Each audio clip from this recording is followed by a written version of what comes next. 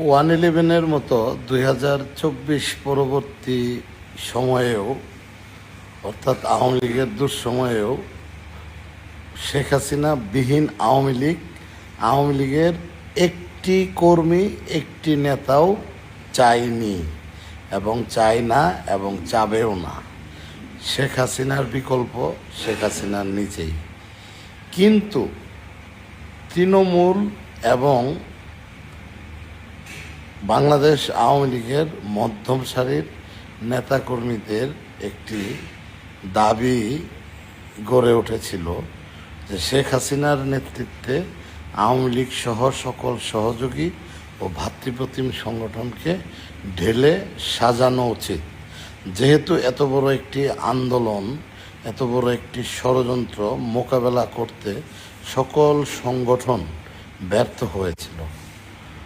এই দাবিটি উত্থাপিত হওয়ার সাথে সাথেই সুযোগ সন্ধানী কিছু জাতীয় নেতা রয়েছেন যারা যুগের পর যুগ পদ আঁকড়ে ধরে আছেন বিভিন্ন কোঠা। তারা তাদের একই পদে, কেউ 2 টার্ম, কেউ 3 টার্ম, কেউ 4 টার্ম, কেউ 5 টার্ম, কেউ বা 6 টার্ম ধরে পদে রয়েছেন।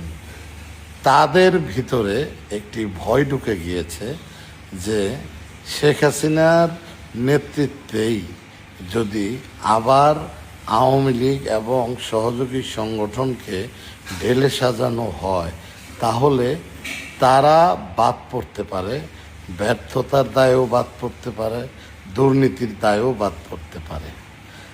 তাদের এই ভয় থেকেই জাতীয় নেতাদের কেউ কেউ বলে বেড়াচ্ছে যে দলের কিছু কিছু নেতাকর্মী রিফর্ম আওয়ামী লীগ চায়। আসলে রিফর্ম আওয়ামী লীগ কেউ চায় না।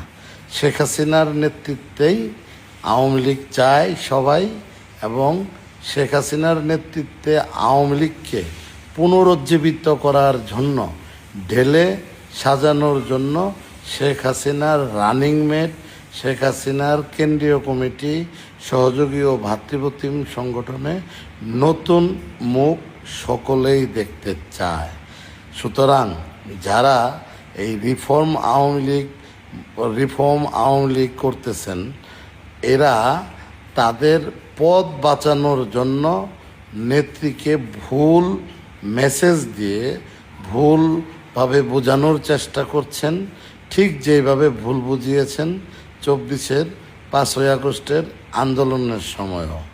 সুতরাং এই কিছু মফিজ মার্কার নেতা রয়েছেন যারা তাদের নিজের চেয়ারকে বাঁচানোর জন্য নতুন নেতৃত্ব বলতে শেখ হাসিনা বিহীন আওয়ামী লীগকে বোঝাতে চায়।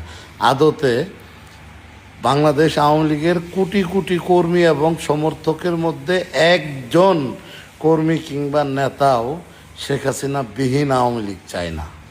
সুতরাং ওই সকল জাতীয় নেতা যারা যুগের পর যুগ চেয়ার দখল করে আছেন, তাদের এই ষড়যন্ত্র, তাদের এই প্রপাগান্ডায় কান না দিয়ে সবাই নেত্রীকে সঠিক তথ্য ও পরামর্শ প্রোভাইড করুন, যাতে তরুণ এবং উদীয়মান নেতৃত্বের প্রবীণ এবং নবীনের সমন্বয়ে নতুন নেতৃত্ব দেশরত্ন শেখ হাসিনার নেতৃত্বে প্রতিষ্ঠিত হয় এবং আওয়ামী লীগ অচিরেই রাজপথে ফিরে।